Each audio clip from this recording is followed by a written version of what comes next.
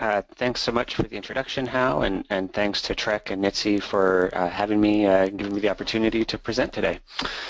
As Hao mentioned, the presentation today is on the Citizen Transportation Academy, which is kind of a concept that that Portland has initiated a course here that that kind of teaches citizens about about transportation, how to get involved. And I'll go into some findings about a case study I did on the Portland course and some information about how to potentially take the course to other cities. So to get things going here, I'll give a quick outline of the webinar today. Today I'll be talking about a model for teaching transportation topics to the public, about the Portland Traffic and Transportation course that is taught each year to interested Portland residents, and about the case study that I recently completed and how the class could be replicated.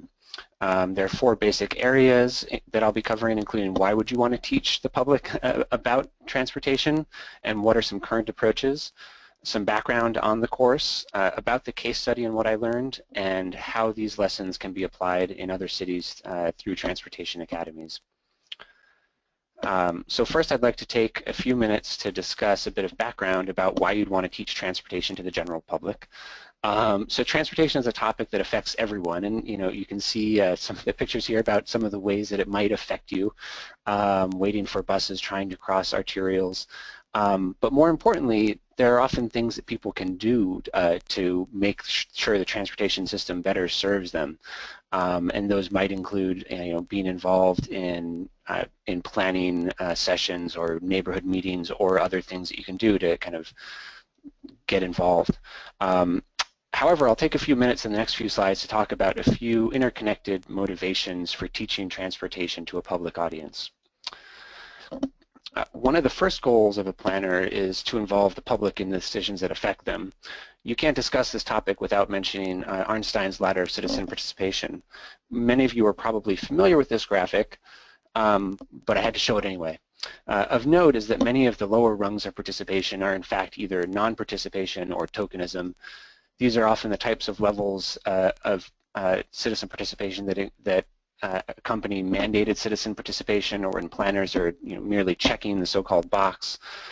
To get to the higher levels of citizen power, which include partnership, delegated power, and citizen control, citizens have to possess knowledge about the processes and skills to navigate those processes. Let's see, so another motivation for teaching transportation to a public audience is that transportation is a very complex topic. There are a lot of moving parts involved, and no pun intended there. Some of the things that make it a complex topic include engineering principles, both concrete as well as, such as concrete, obviously, but also things like signalization, properly calibrated detection systems, and many others. And theoretical principles such as modeling transportation system impacts from new developments and infrastructure, optimizing highway free flow, and many others. Transportation could, and in fact does, fill many courses worth of material, so there's a lot going on. Travel behavior is also a key variable that comes into play, because underneath all of the engineering, people are making decisions about where they want to travel, how they want to get there. The interaction of engineering and travel behavior decisions sometimes results in seemingly confounding scenarios, such as how adding more lanes to a highway can result in worse traffic. Policy is another important and interrelated variable that often determines what can be built and when and how to structure programs and systems to encourage the kind of travel behavior you want. However, policy is, of course, often the result of politics, for better or worse. And then finally, agency constraints determine what is possible within a given agency or organization. All of these factors combine to make understanding transportation decision-making, even at a neighborhood level, a pretty complex undertaking. If a member of the public wants to affect transportation decision-making, they'll have to have some understanding of how these factors work and are interrelated. Another motivation for the teaching of transportation to community members is to develop the community's capacity to push for the type of neighborhood and transportation systems that they want. R.J. Chaskin defines community capacity as the interaction of human capital organizational resources, and social capital within a given community that can be leveraged to solve collective problems and improve or maintain the well-being of the given community. It may operate through informal social processes and/or organized effort. Among the factors that community members need to possess to develop community capacity are participation in leadership, skills, resources, social and interorganizational networks, sense of community, understanding of community history, community power, community values, and critical reflection.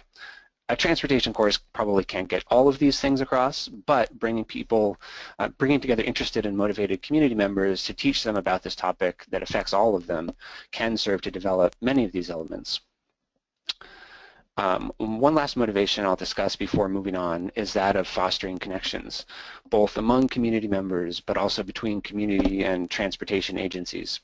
So there's been research that shows that in the context of bringing together representatives of government and community members, meeting essentially equals trusting, probably because meeting representatives of bureaucracies and agencies in general humanizes them and helps you to understand the challenges that they're facing. And I'd say it does the same thing for the representatives of those agencies when they meet the community members. This has implications for bringing citizens together to meet each other, especially those who share a common interest in transportation and how it affects their communities, but it also has implications for bringing citizens together with agency leaders and staff. So what does transportation education currently look like in the public realm? Well, most public education around transportation tends to occur through a specific project or plan. This type of outreach is important, but is often carried out, as I mentioned earlier, for the purpose of checking a box or guiding a process, rather than for the sake of expanding citizen knowledge and civic infrastructure. In many cases, the outreach may be taking place once many of the key decisions have already been made as well. That said, there are some really good resources out there on local transportation processes and how to get involved. A few of those are shown here. A citizen academy is a model of educating the public around civic issues through classes over the course of several weeks. Citizen academies can be geared towards developing citizen leaders or just helping citizens to gain general knowledge. Many citizen academies are geared around civic processes, and so planning in particular is often a focus or main component of citizen academies. Note that in this context, citizen is being defined as a resident of a city, not a legal citizen. Recent studies of citizen planning academies have found them to be effective in helping citizens to be more engaged in their communities, and related research into the impact of programs designed to teach residents leadership skills have found that these efforts can help residents become more effective at recognizing and mobilizing community change. The example shown on the screen here is of the Philadelphia Citizens Planning Institute, which is geared towards kind of creating leaders amongst community members. So with that as a background, I want to take some time to discuss the Portland Traffic and Transportation course and the case study that I recently conducted of the course. And here we just have a few shots of what transportation in Portland looks like. And there's a lot going on, and we have a lot of different modes that people are interested in. So there's a lot for the course to cover. The Portland Traffic and Transportation course brings together 30 to 40 local citizens each year for 10 sessions, which meet on Thursday evenings in a classroom at Portland State University. The case study that I conducted included a review of the course materials, surveys of course graduates, and interviews with course instructors, and the PBOT, that's the Portland Bureau of Transportation, and the Portland State University course liaisons. So the key components of the class include lectures from transportation leaders and decision makers from various transportation agencies. Rick Gustafson, who is a longtime course instructor, described this key element of the class as a series of great lectures from the top talent in the transportation field in Portland. These are the people that are planning, designing, and building the transportation system. Next is a field trip to see and discuss transportation issues in person. And the third element is a course assignment, which asks students to identify a transportation problem or issue that they've observed, talk to someone at a transportation agency about the problem, and to report back to the class on their proposed solution and why it may or may not be feasible. The course was conceived nearly 30 years ago now, and it's been taught in the classroom setting since 1991. Then Portland Public Works Commissioner and now Congressman Earl Blumenauer conceived of the class around the time he took office in the mid to late 1980s as a city commissioner. He observed that the technical nature of transportation meant that the city needed educated citizens in order to have sophisticated conversations around this complicated topic. And it took a few years for the course to be realized. However, it has been taught every year since 1991, and often twice per year during that time, and it still regularly fills up the available 30 to 40 slots each year. The course is structured as a joint venture between the Portland Bureau of Transportation and Portland State University. PBOT and the course instructor work to tap transportation leaders in the cities, including not just division managers and leaders within PBOT, but also key transportation decision makers around the city, such as the City Transportation Commissioner and representatives from the Transit Agency, the Bureau of Planning, and the regional government. The university provides a meeting place and helps to provide an objective and neutral setting. This is important because many residents and city staff may often only encounter each other in somewhat adversarial settings, such as at city council meetings or when residents come to public meetings for plans that they dislike. So the neutral kind of university educational setting has been viewed as a pretty positive impact on this course. So in terms of the motivations for the course, amongst the things that I heard as the reasons for why the city operates this course echo the motivations that I previously discussed on why you would want to teach transportation to the general public. However, I think a few things stand out here. Sharing talent and connecting the university to the city go beyond the previously discussed motivations and speak to the belief that the city, through its expertise on transportation topics, has something worthwhile to share with interested residents, and that the course can help build bonds between civic entities like the Bureau of Transportation and the university. A main source of information about the experiences of course participants came from a survey of course graduates. Contact information was obtained for students of the last 14 most recent courses dating back to the winter of 2002, so quite a stretch. 382 course graduates were emailed a request to participate by taking an online survey. Of those, 142 clicked on the survey link, 126 answered some questions, and 111 completed the entire survey. The survey included sections on motivations for enrolling, what they learned in the class, their involvement in transportation decision-making activities, and a bit of general travel and demographic information. So first I'll start my discussion of the survey findings by talking a little bit about who took the survey. Age and gender splits were about in line with the population of Portland, though slightly more participants were in that 35 to 44 age group.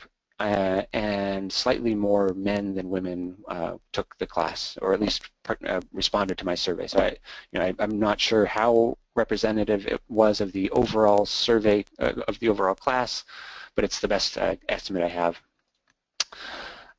Perhaps one area where survey respondents differed the most from the general public in Portland is that they were much more highly educated on average than those in the city of Portland. In the city overall, 44% of those 25 and older have a 4-year degree or more, as opposed to 89% of the survey respondents. And then, although there was a diversity of incomes represented in the participants, they were slightly skewed towards higher incomes than compared to the overall city of Portland, though not by a lot. 2/3 of the participants were homeowners, compared to about 56% of Portland households overall. Also of note is that the participants were more likely to be white than the population of Portland, with 94% of respondents compared to 82% of the city overall. The Black, Hispanic, and Asian populations were all underrepresented among survey respondents. And I have one last slide on who participated in the class, or at least who responded to the survey. I asked respondents to indicate when they last used each of the modes of transportation listed here to take a trip. And it turns out that this is a pretty remarkably multimodal group, focusing just on the darkest section of each bar. Those who used the mode within the past 2 days, 75% of the respondents took a walking trip within the last 2 days. Around half drove a car, and a similar number rode a bicycle. And around a quarter each had taken a TriMet bus or Max Rail trip. So really a lot of different modes being used by this group. One of the first sections of the survey asked respondents to indicate why they decided to take the course. This slide shows results from a set of questions that asked respondents to rate from 1, which was not important, to 5, most important, a series of factors potentially influencing their decision to enroll. Enrollment decisions were made on for a variety of reasons based on personal and professional goals, ranging from being generally interested in the topic to looking to start working in the transportation field. In between those two extremes of casualness to determined motivation were a range of more utilitarian reasons and goals, from better understanding how the transportation system around them works to feeding a desire to be more effective in advocating for the system they'd want to see. I looked at differences in responses by a number of factors, from age, gender, employment, homeownership, income, and others. In each of the next slides, I'll comment on a few of the differences that I observed between those groups, though there's more detail on that in the case study, and I'd encourage you to take a look at that as well. In terms of the reason for taking the course, I observed that differences by age suggest that for younger course participants, personal interest and professional interest were more important factors than they were for older participants. Conversely, involvement in a neighborhood association was a more important factor for older course participants. And on a related note, homeowners were much more likely to state that involvement in their neighborhood association was an important factor in deciding to enroll. Homeowners were also more likely to rate involvement in a community planning process as a factor in enrolling. I looked at differences by gender and income, and on these questions, there were none found. So moving on, this slide takes us into some of the meat of the course. Respondents were asked about various components of the course, such as the course lectures, presentations, work on the class project, and course field trip. The survey asked people to rate how much value they got out of each of the elements on a scale of 1 to 5, with 1 being not very valuable or not valuable at all, to 5 being very valuable. As you can see, the special guest presentations were very highly rated, as was the teaching of the instructor and the site tour. Many of the other factors had a wider response range, with some finding them very important and others very valuable and others not. A few differences I noted in how people rated the course components include participants over 45 years of age rated the teaching of the course instructor and the site visit elements of the course as more valuable than those under 45. Renters rated the value received from the opportunity to interact and make connections with classmates as more valuable than those who own their homes. Participants who are not car owners rated the opportunity to interact and make connections with course presenters and with classmates as more valuable than car owners. And that those who commute by car rated the site tour as more valuable than those who never do. And then finally, one of the more interesting differences is that the course participants who commute by foot found more value in their work on their class project, the course requirement to reach out to city staff, and the feedback received on the project. So I'm not exactly sure, why these differences are showing up, but they do kind of suggest that different groups and different people are going to have different things that they're going to get out of the course, and different things that are going to be kind of perceived as more interesting, more valuable. So moving on. I asked about how thorough and understanding respondents felt they received of a variety of subtopics. This slide shows the top-rated topics, while the next slide will show those which participants rated somewhat lower. Here, the response scale ranged from 1, I did not learn anything at all about this, to 6, I gained a deep understanding of this topic. Many of the factors that respondents felt they learned the most about were those that are the stated goals of the course, which is of course encouraging. These include the history of the transportation system, the role of the agencies involved in transportation, the constraints and available tools for addressing transportation issues, Moving on to the next slide, here's the lower half of those topics, those rated somewhat lower. Many of these are more focused on specifics of how to get involved or take action on transportation issues. As with some of the lower rated course components, such as the course requirement to reach out to city staff, there's a greater degree of variety amongst these responses. So some people were rating them very highly, but many people didn't feel like they had touched on it at all. It's also worth noting that you know, for the lower rated items on this list, they weren't explicit goals of the course. They were more byproducts of the course assignment and the requirement to reach out to city staff, kind of, you know, things that could happen but didn't necessarily come about because of a course lecture. A few of the differences I noted here were that higher income participants rated their understanding gained about collecting evidence or data as lesser than lower income participants. Those currently involved in transportation issues felt that their understanding gained of effective language and dialogue to engage community members and agency employees was higher than those not involved. So those actually using, potentially using those skills found it was valuable and that they gained more from it. And then those involved in transportation and those who never commute by car indicated that their understanding gained of the use of technology and media was higher. So people that are perhaps more interested in different ways of getting around and focusing on the issue of thinking about transportation. Again, I would note that the report goes into greater detail on the differences in responses based on demographic and travel behavior and explores suggested changes to the curriculum by survey participants. So I would direct you to the case study to learn more about those topics. And then finally, well, let's see. So I have two more of these bar charts, so if you'll bear with me.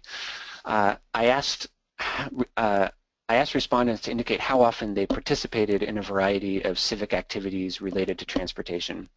Activities include things ranging from attending a neighborhood association meeting to participating in a campaign to address a transportation concern. The bars that you see are the percent of respondents that indicated that they had participated in that activity at least once per year, with the bar being before taking the course and the darker bar being after taking the course. There's a lot of information on the slide, I know, but the main thing to note is that people became much more involved in activities relating to transportation decision-making after taking the course.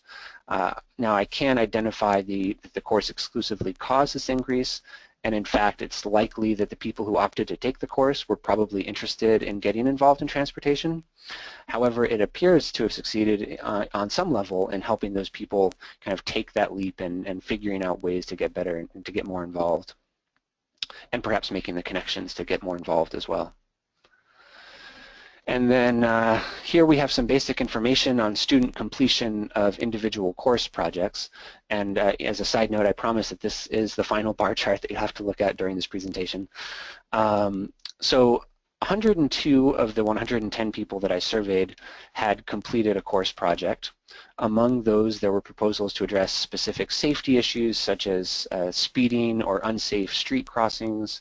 There were projects where students worked with agency staff to tackle common neighborhood needs, including closing down a street for a community event. There were projects where students were looking to bring innovative new ideas to Portland, amongst many others. Of the 102 respondents who indicated they completed a project, 68 proposed a specific solution to the problem. Some of those that didn't propose specific solutions had projects that were more exploratory in nature, such as researching whether biofuels could meet Portland's transportation needs or exploring the economic impact of bicycling. Of the 68 that did propose a specific solution to a problem, 28 of the projects were actually eventually implemented in some form, and 22 of those projects were achieved either wholly or partially due to the course participants' action. There were a lot of really interesting projects, and I think it's a really valuable part of the case study. I've left the participants' descriptions of a number of those in the report for you to take a look at. But that said, I'll also take a few minutes in the next couple of slides to introduce you to two of the projects that I heard about. So in the first example, the student described their project exploring bringing a new idea to Portland called Parklets, which you may have seen in your city, or they're becoming more popular around the country. They reallocate 1 to 2 parking spots to other to other uses, such as public seating or for outdoor seating for a restaurant or cafe. So what the participant wrote in the survey was, I looked into bringing Parklets to Portland. I was able to talk with more city personnel about the idea, and I engaged a few local businesses to do some weekend demonstration projects and write the city to present business owners' opinions about why Parklets would be an asset to their business and their neighborhoods.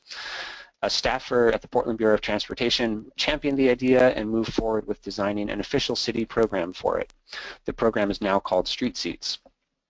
And the parklet that you see on this slide is in front of a popular food cart pod on Portland State University's campus and is often full, especially at lunchtimes. The next project in the second example, the students' project addressed a common concern in many neighborhoods, which are speeds on nearby local streets, and a common challenge in this effort to calm local streets, which is the need not to impede fire truck access. This participant was able to work with city staff and overcome these challenges and have speed tables installed. And so I was happy to be able to find a before and after on Google Street View of the speed bump being installed. The participant wrote that their project was to get the City of Portland approval for a test/demonstration project of fire truck friendly speed tables on my street. I worked with the city staff to get approval to move the project forward. 6 speed tables were installed and still remain in place. So just to kind of recover a few of the key survey findings. So guest lectures are the most popular course element. They're viewed as the most important and valuable course element. This highlights the importance of getting excellent presenters as a foundational element of the course. Participants are very interested in understanding the roles of the different agencies working in the transportation landscape and the agency's fiscal and policy constraints, as well as what tools are available to them. People really want to understand how things get done and what is and is not possible. And then understanding how to get involved. People are participating because they want to know how they can be involved at various levels in transportation decision making in their community. So there's an interest in learning how to advocate within the transportation system for their community. And then finally harnessing what participants bring to the class and to the community. There's an incredible amount of passion, energy, and experience in the community. The course is an excellent way to provide residents with knowledge they might not get elsewhere and to empower them to become more effective citizens. It's also worth noting here that there are a number of students and graduates from the course that went on to complete graduate programs in urban planning and transportation engineering and are now practicing transportation professionals in Portland and elsewhere. There are students that have gone on to lead advocacy organizations fighting for transportation issues. There are groups of students that met through the classes and formed advocacy coalitions. There are students who have since become elected officials and are fighting for transportation that better serves Portland communities. And generally, there are over 1,200 graduates of the course. And so the chances are pretty good that, more than one will be at any given community or neighborhood meeting dealing with transportation topics in Portland. So the impact of these factors are difficult to quantify, but they certainly play a role in how transportation decisions are made in Portland and kind of the level of conversation that can occur here. So the next question then is, can the Portland traffic and transportation model work in other cities? So I guess, sometimes people think of Portland as an exception to the norm, but I think in this case the model can be applied elsewhere, and I'll spend the last few minutes of this presentation talking about how. Excuse me. First of all, I should note that the Portland course has already had some influence outside of Portland. The director of the Simon Fraser University City program and former Vancouver City Council member Gordon Price has been a regular visiting guest lecturer to the Portland Traffic and Transportation course for a number of years.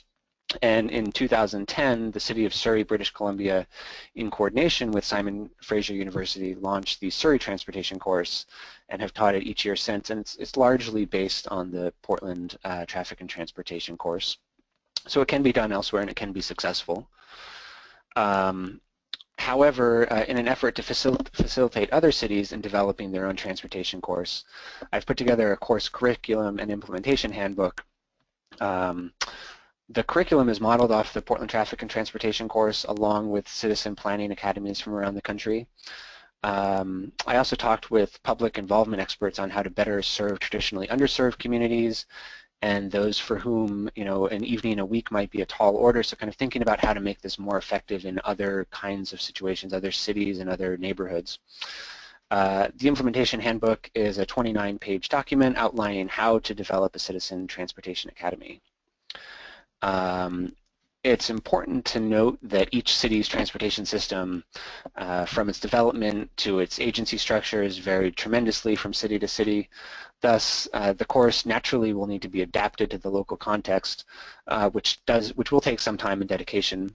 However, the handbook outlines a process to do that and includes suggested session topics, course readings, feedback from those involved in the Portland course, and other information on how to implement a successful course. I'm sure some of you may also be interested in cost information, and the fact is that it'll vary depending on who the instructor is, who provides the meeting room, and other factors. However, a national scan of Citizen Academy courses found them to be relatively modest in costs. For example, a survey of 74 municipalities offering citizen leadership academies found that the average cost to hold the classes was around $2,000, though it's important to note that this does not include staff time. The Portland Traffic and Transportation course costs PBOT around $6,000 to $8,000 per year, factoring in instructor fees and administrative costs, while Portland State University provides the meeting room.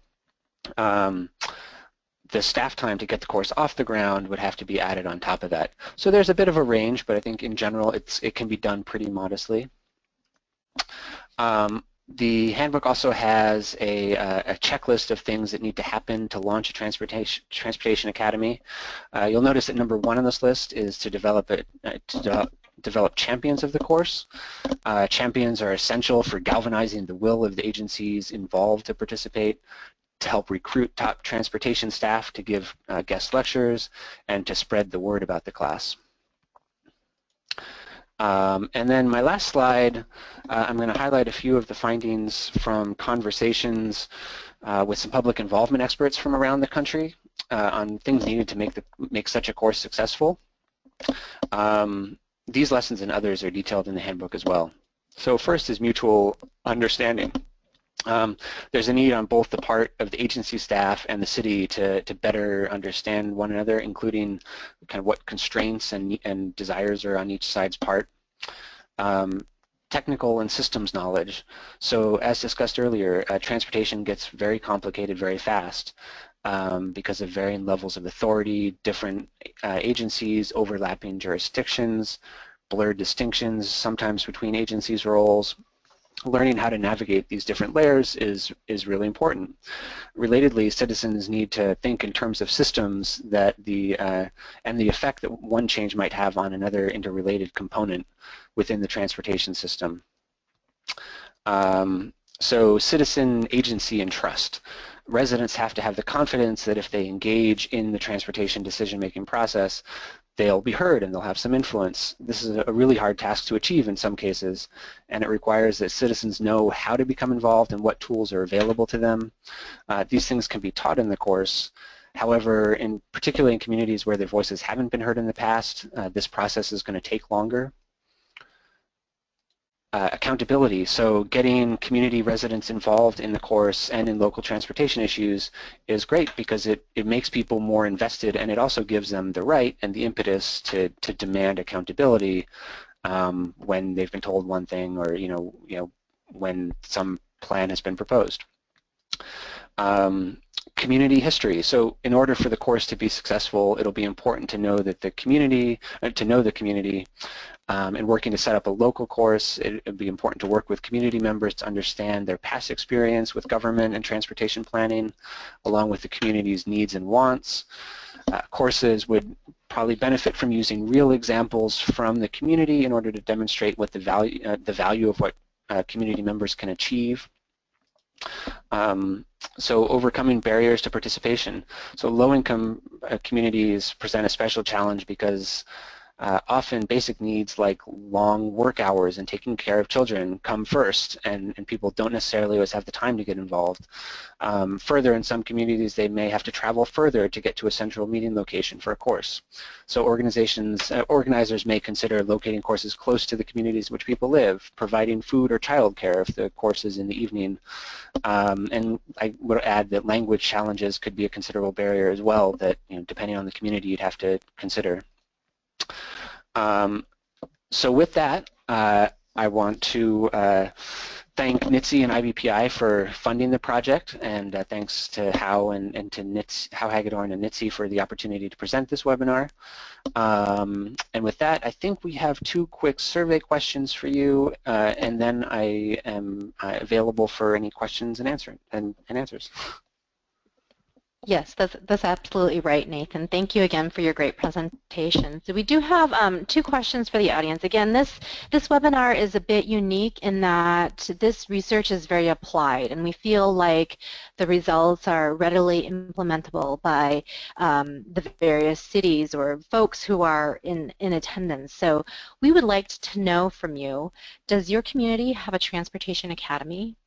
And this is something that we would like to use because we'd like to follow up with this course and with other folks from across the country who may be interested in moving this forward in their community.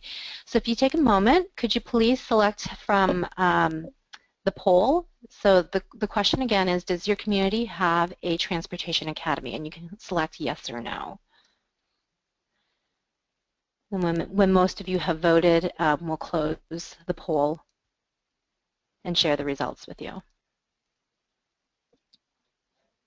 All right, so it looks like 24% do have a course and 76% don't. And then the next follow-up question then is your community interested in starting a transportation academy? And again, back in 1987, Congressman Earl Blumenauer was the impetus for starting this course in Portland, and he was also the impetus and inspiration for us on doing this follow-up research. And we are interested in helping other communities across the country implement this course. And so one of our next steps is we'll be working with Salt Lake City to see if we can start a transportation academy there in that city. So have most folks voted yes, no, or maybe to this question? All right, so we have 17% yes, 10% no, and 72% maybe.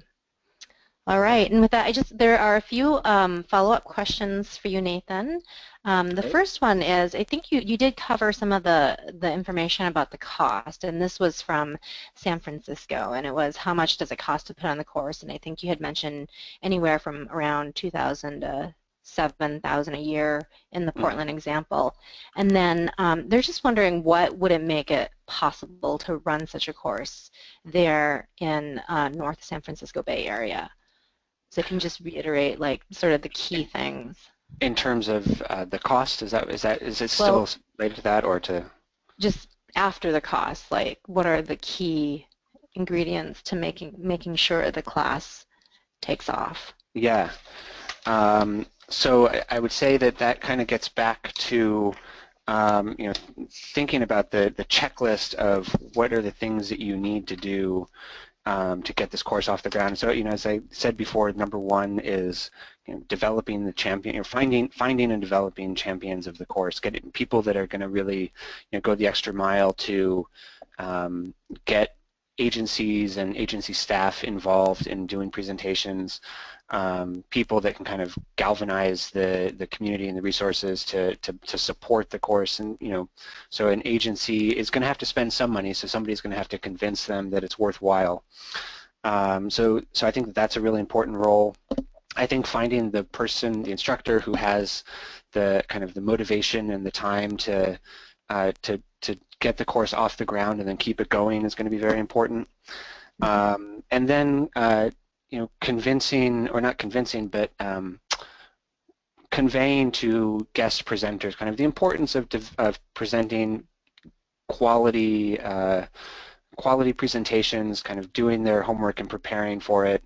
And I think that can take a few years, and having people come back to present over the course of several years allows them to kind of strengthen their presentation each time. So I think that so there's a number of things that it takes, but I think those are some of the key elements.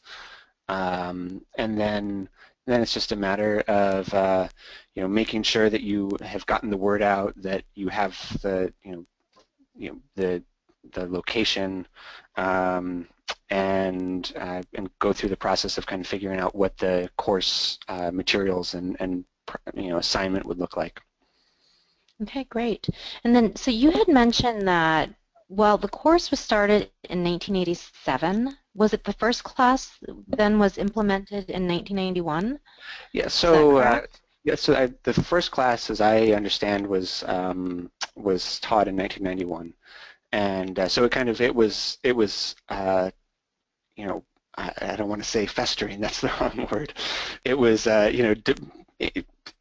it was in people's minds for a couple of years, and kind of they were trying to get it going, and then it took until 91 to really just to get it off the ground.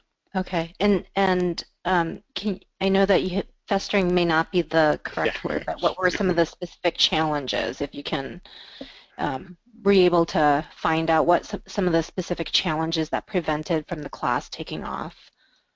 I don't have a lot of information on that. Although I think that without another model on how it would be done, it certainly it's more challenging to kind of conceptualize what it would look like and how you would make it successful and how you would get the word out. So I think a lot of that work has been done, and I think that's one of the nice things about the handbook, is that it presents you with all this information that Portland had to figure out early on and over the years, but a lot of that information now exists, and we kind of know a lot of the challenges and how to overcome a lot of them. That's great. All right, and so we have another question here. What do you think is the minimum size of a community or SMSA to create a course like this? Yeah, that's a really good question. So I know that the Citizen Planning Academy exists, or that model exists in a lot of places and in a lot of relatively small towns. I mean, in towns of 10 to 15,000, I think that because transportation is a more focused and more it's going to appeal to probably a slightly narrower group of people. You might need a little bit bigger of a city, and certainly you need to have enough city agency staff to fill up the sessions in terms of how many weeks you can do it for. But I'm not sure if there's a minimum. I think it just presents different challenges, and you might have to adapt it and think about maybe doing a shorter, more condensed class in a smaller city, or combining it in a regional kind of course. Okay. And I apologize. I know that may not be the most concrete answer, but yeah.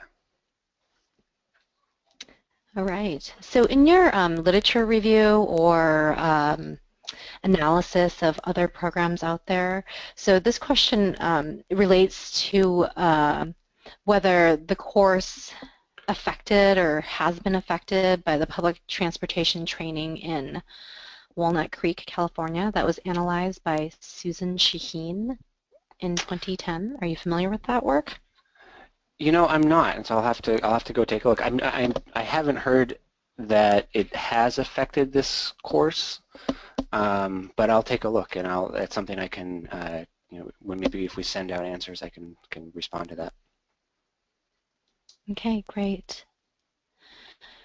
So on your slide 26, and you talked about the fact that there were a number of projects that were suggested by students that were actually implemented by the City of Portland, which is great. So do you know if the city has quantified the benefits or the savings of solutions implemented by its citizens? That's a really good question. I don't think that they have, and I think that you know, these sorts of solutions can, you know, they come from students in this class, but they also, you know, come from a lot of just generally concerned and interested citizens, and so yeah, you know, it's a really good question, and I don't know. I'd have to give some thought to how you would go about quantifying kind of that partnership with the community in terms of savings, you know, in terms of staff time and perhaps, you know, the benefits gained by the projects that wouldn't have happened otherwise. It's a great question. It's, I think, a complicated thing to get at the answer. All right. And so we do have one last question here for you. So you had mentioned that in your handbook, the handbook lists some suggested topics or types of presenters. So can you share some of those with us now? Sure, yeah, and so these are modeled off of, you know, again, generally the Portland Traffic and Transportation course, but and these are on pages A17 to A25 of the handbook, or I guess 17 to 25 of the handbook. But so, you know, one suggestion is a course on the history of transportation shaping the city by a city planner or the course instructor. Major issues and decision points in the city, which could be, you know, the city transportation director or commissioner, regional planning for transportation from kind of an MPO director or planner. Let's see, looking through, you know, transit agency analysis and planning, so, you know, a transit agency director or planner. And then there are a few that I've added in that are not in the Portland Traffic and Transportation class, but kind of ways to increase the participants' knowledge about how to get involved and participate. So, you know, potentially having a neighborhood association or community board transportation chair or liaison come and present how to be involved in the neighborhood association or community board, and having a transportation advocacy representative come and, you know, inform the participants about how transportation campaigns happen and how, you know, how you can you know, build a case for an improvement. So those are some of the examples that are provided in there, and I think that's what the question was getting at, is kind of the session topics and who would present. Great. So with that, I think that's all the questions we have for today. Thank you again, Nathan, for sharing the results of your research. We really appreciate it. And for those viewing, if you are interested in more guidance on how to implement this in this type of program in your community, please contact us. We are here and willing to help you structure the course for your community. So I just wanted to say that this concludes our webinar. Thank you for joining us today, and thanks again to Nathan for sharing his work. You can view our other professional development offerings on our website at nitc.us. This concludes our webinar, and thank you again.